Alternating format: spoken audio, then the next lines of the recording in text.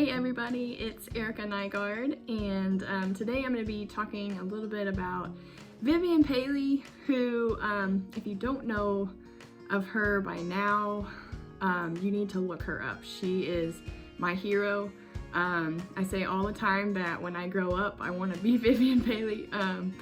She's just awesome. She was an early childhood teacher for like 37 years, and she wrote 13 books about her experiences in the classroom throughout that time, and even a couple of books after she retired going to see other people's classrooms.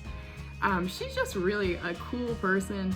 She's this really keen observer of children and their play, and she piloted this idea of storytelling. So she has this whole curriculum of storytelling that's really child-centered, where she would follow her kids around.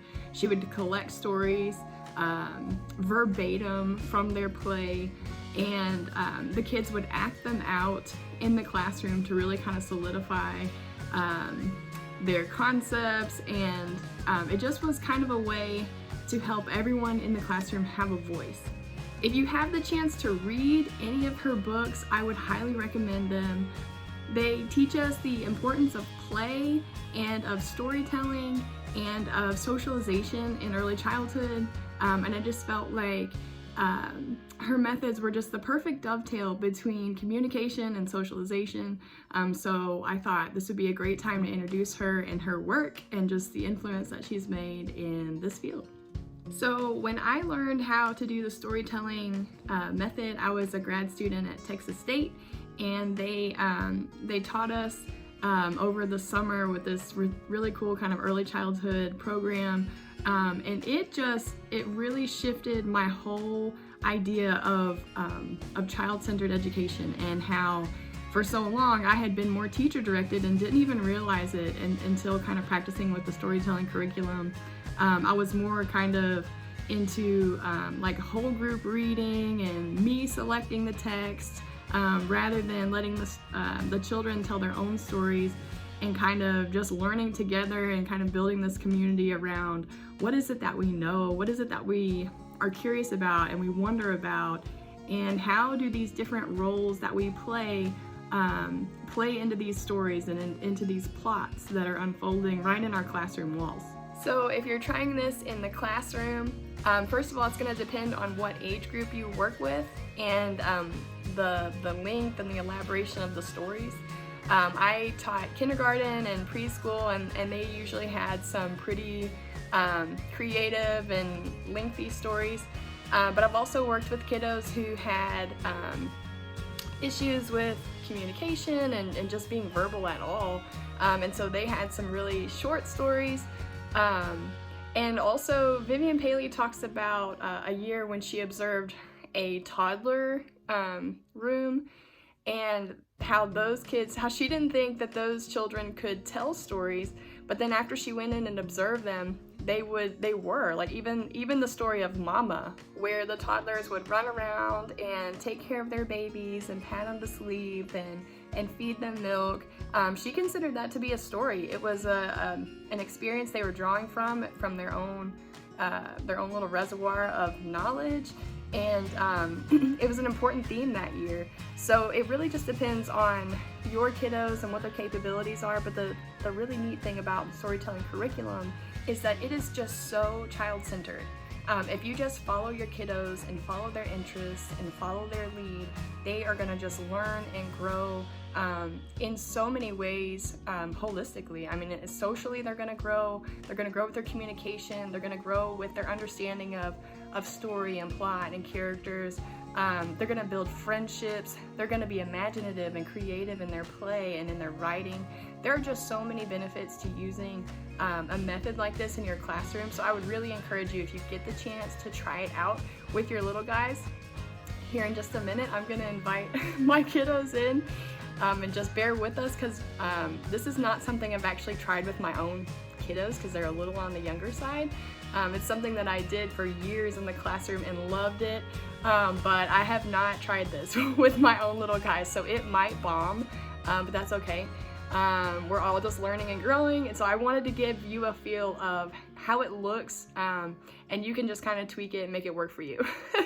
So if you're trying this in a classroom, the first thing you're gonna do is you're gonna invite the children in, and you're gonna have some kind of a little designated stage.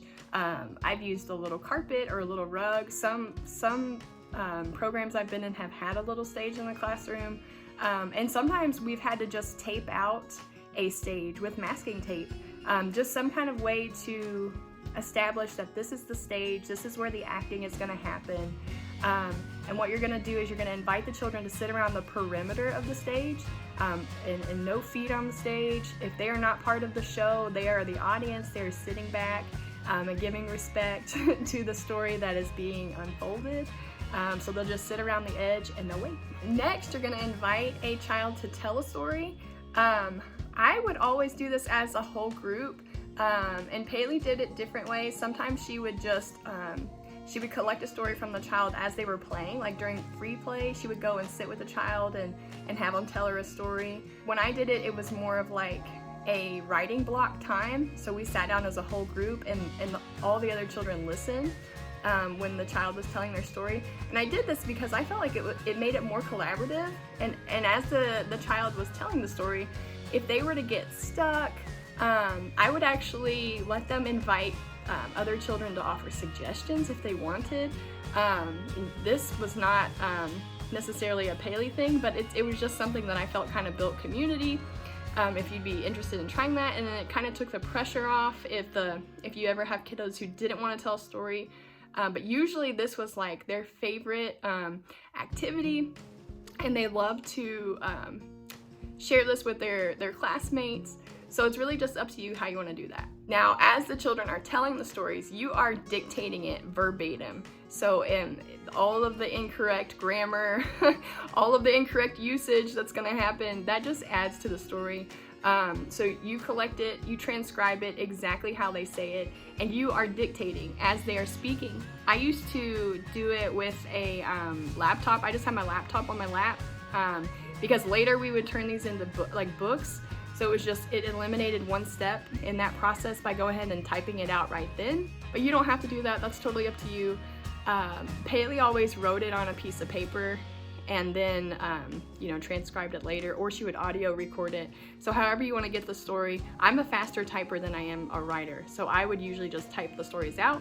But you just want to make sure you're capturing the children's words exactly how they're saying them. After the child tells the story, I would always have them give it a title at the end, because sometimes their title will be inspired by what they wrote about, and sometimes it won't. Sometimes it'll be so random, or sometimes a student will have a really catchy title that all the other kids like, and so they'll want to name it, the same thing, even if their story has nothing to do with that.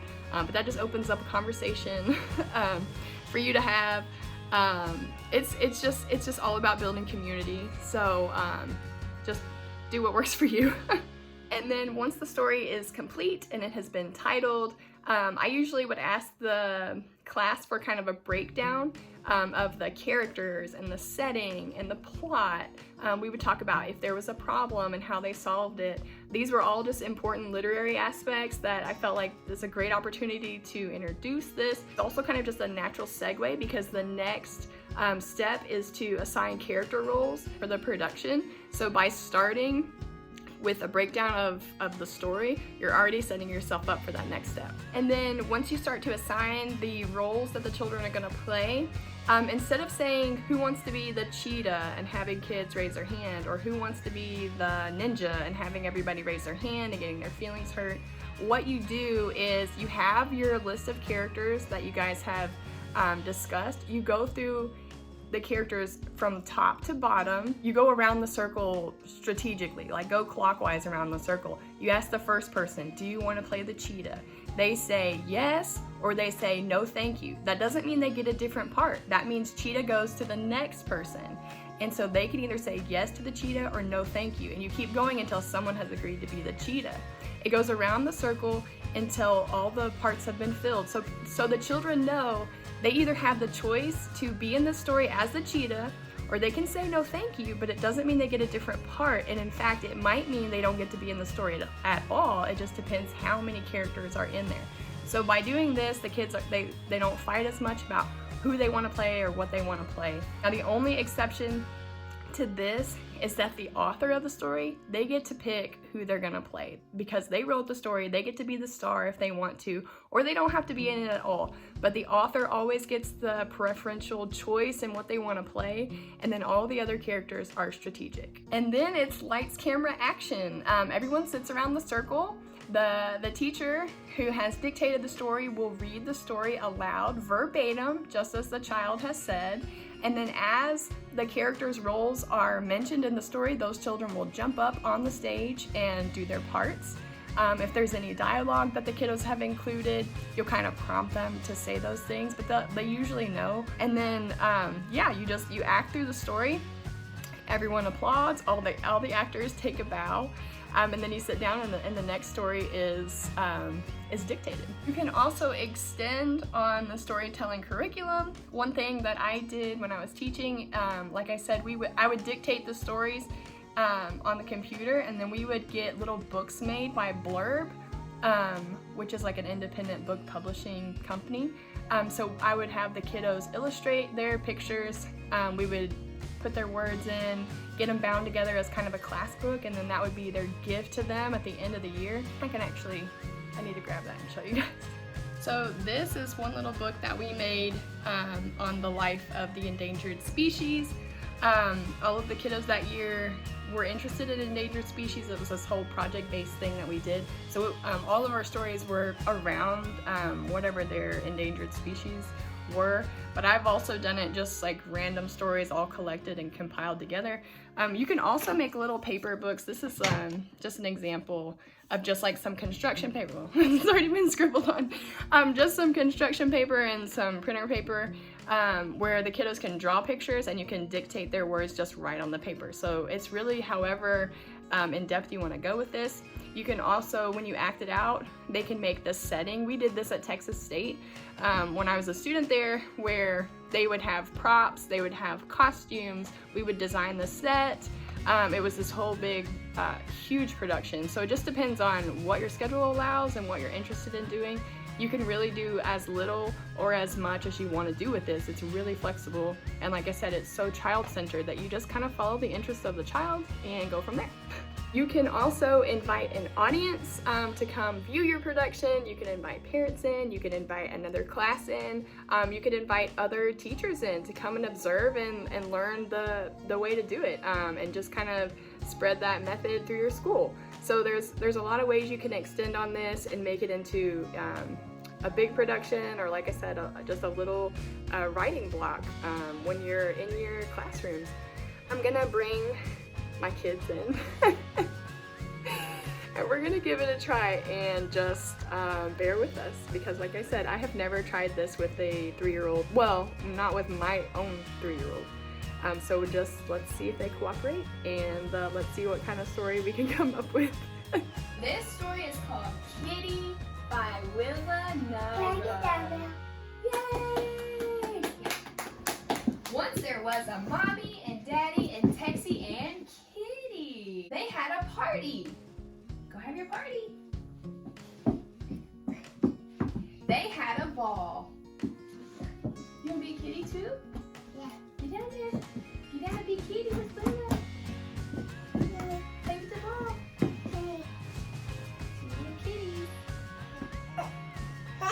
They bring their stuffed animals and toys. Go get a stuffed animal. Bring their stuffed animals and toys, and they played in the swimming pool. Pretend. Pretend swim.